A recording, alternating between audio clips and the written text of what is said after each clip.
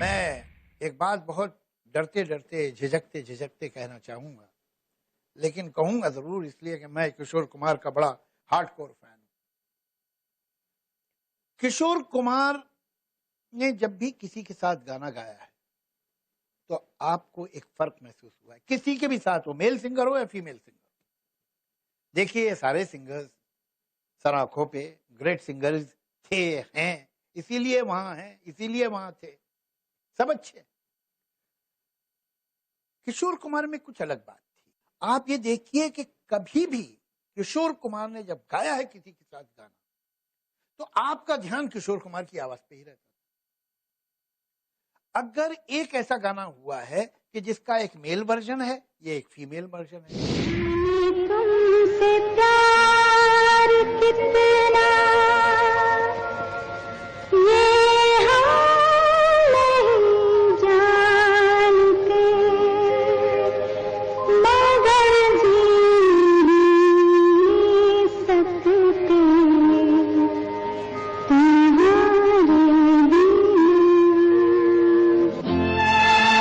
हमें तुमसे प्यार कितना ये हम नहीं जानते, मगर जी नहीं सकते तुम्हारे बिना। हमें तुमसे प्यार। या एक किशोर कुमार का मेल वर्जन है, एक किसी और सिंगर का मेल वर्जन है, ऐसी बहुत मिसालें हैं।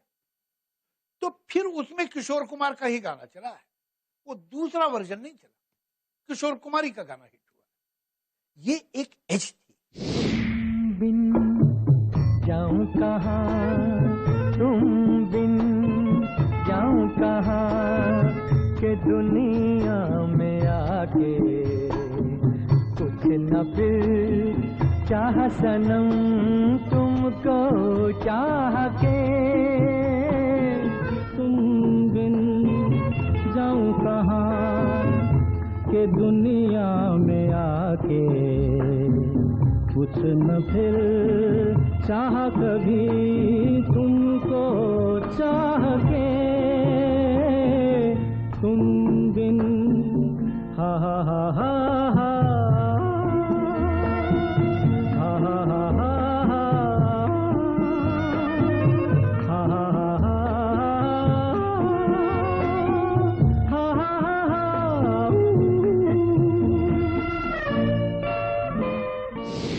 आपको याद होगा एक फिल्म सागर, जिसमें कमल हसन और चिंटू कपूर थे। उन दोनों का एक गाना था पिक्चर में, जो ऋषि कपूर के लिए गा रहे थे किशोरदा और कमल हसन के लिए बाला सुब्रमण्यम।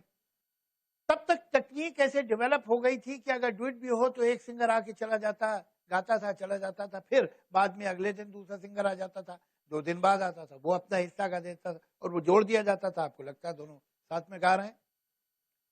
ये वो वक्त था जब कुछ ही दिनों पहले किशोरदा को एक हार्ट अटैक हुआ था। पहले तो दिन में 2 गाने 3 गाने भी गा दिए करते थे, लेकिन डॉक्टर ने उन्हें कहा था गो स्लो, तो एक ही गाना गाते थे वो। उस दिन बाला सुब्रमण्यम आए, बहुत बड़े सिंगर हैं, कमाल के सिंगर हैं। उन्होंने गाया, ऐसा गाया कि क्या बताऊं।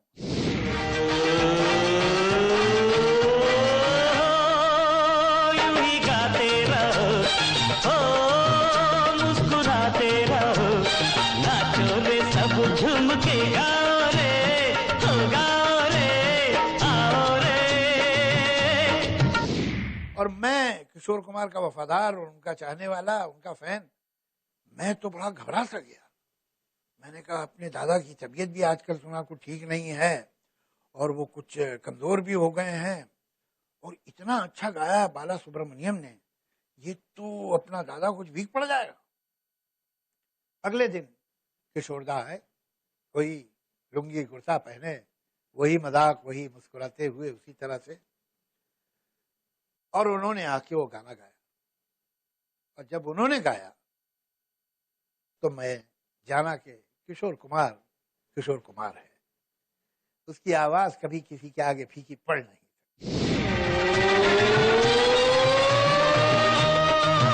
यूं ही गाते रहो, मुस्कुराते रहो, नाचो रे सब झूम के गाओ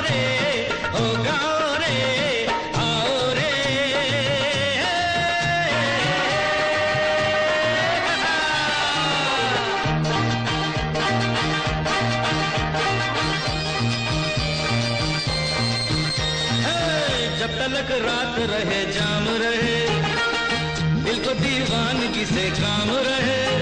ओ यार तुझको मेरी यारी की कसम, हमसे अब दोस्ती का नाम रहे।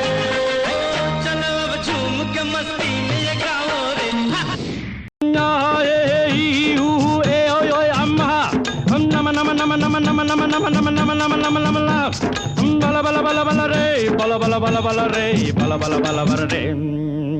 एक चतुर नार बड़ी होशियार, एक चतुर नार बड़ी होशियार, अपने ही जाल में हंसत जात हम हंसत जात।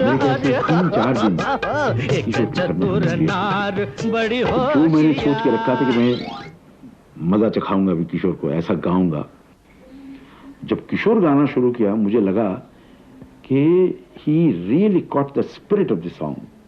I was thinking in terms of singing, but Kishore, वो जो गाने की spirit, जो situation, he caught that situation, and उस spirit से जो गाना शुरू किया, मैंने देखा what a great artist. आराधना से हुआ, और जब ये पिक्चर शुरू हुई तो उन्होंने पूछा कि मैं किसके लिए प्लेबैक दे रहा हूँ, तो बोले एक नया लड़का है और मेहनती है, हुनर है। बोले नहीं पहले मुझे बताइए, मैं मिलना चाहूँगा। तो हमारी मुलाकात हुई, मैं उनके घर गया तो उन्होंने मुझसे बातचीत की, पहले मेरा नाम पूछा, बोला फिल्मों में क्यों काम करना चाहते हो।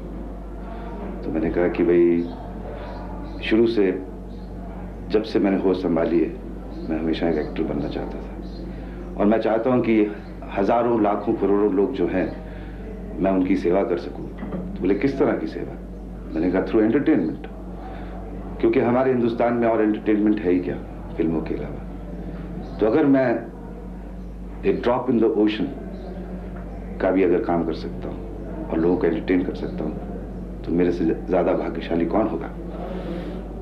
तो तब उन्होंने कहा कि मुझे तुमसे मिलकर खुशी हुई, और उसके बाद उन्होंने पूछा चाय पियेंगे या कॉफ़ी। उससे पहले मैं आधा घंटा बैठा रहा तो एक पानी का ग्लास तक नहीं पूछा, क्योंकि वो जानना चाहते थे कि भाई ये इसका मकसद क्या है, ये क्या करना चाहता है। तो जब बाद में मुझे पता चला कि ये मुझे स्टडी कर रहे थे कि इसके मैनरिज्म क्या है, ये किस तरह से बातचीत करता है। तो जब मैंने आराधना का पहला गाना सुना, मेरे सपनों की रानी कब आओगी तुम, तो ऐसे लगा जैसे राजेश खन्ना खुद गा रहे हैं, ऐसे लगा जैसे वो सामने खड़े हैं और वो गा रहे हैं और मैं उनको कॉपी कर रहा हूँ, या दो जान एक जिस्म हो गए, या दो जिस्म एक जान हो गए। एक महबूबा करके एक पिक्चर बनी थी, तो मेरे नैना सावन भादो, उनको मुझे अभी तक याद है, हम जाके रिहर्सल दिया तो कहने लगे लता भाई भी गाने वाली है। हम उनके बिल्कुल गाने वाली, पहले उनसे गाओ। लगे क्यों, आपका पहला डेट आपका है राजेश खन्ना के ऊपर शूटिंग। नहीं, ये गाना बहुत तगड़ा गाना है, बहुत मुश्किल गाना है, पहले मैं सुनूंगा, उसको मैं पोस्टमार्टम करूंगा, उसको खा जाऊंगा, फिर गाऊंगा। ऐसा कमाल आदमी है ना। मैं जाके शक्तिजा को कहा कि ये तो पागल आदमी है, कि पहले लता भाई का गाना रिकॉर्ड, अब ना ये गाना लता भाई का जो गाना होने वाला है वो रिकॉर्ड कीजिए। तो शक्तिजा ने बोला कि क्या कर रहे हो। नहीं मेरे शूटिंग का गड़बड़ हो जाए। उन्होंने कहा मान जाइए, एक आर्टिस्ट बोल रहा है अच्छा गाएगा। तो हूबहू वही हुआ। लता भाई को जाके रिक्वेस्ट किया, तो लता भाई ने पहले गाया, फिर उन्होंने सुना उसको, बोले अभी तुम मत सिखाना, मैं उनके वॉइस में सुनूंगा, जो मुझे ठीक करना मैं ठीक करूंगा, करके मैं गाऊंगा ही गाना। फिर उन्होंने जो गाना गाया वो बाप रे बाप, दैट वाज हिस्ट्री एब्सोल्युटली। आपको एक बात बता देता हूँ, इससे मुझे याद आ गया, लता भाई जैसा आर्टिस्ट, आशा भाई जैसा आर्टिस्ट, वो दोनों कहते हैं मुझे कि मुझे हम लोगों को किसी के परवाह नहीं, लेकिन ये आर्टिस्ट जब साथ में पास में खड़े होकर गाते थे ना, they used to feel conscious. बात पुरानी है, एक कहानी है, अब सोचूं तुम्हें याद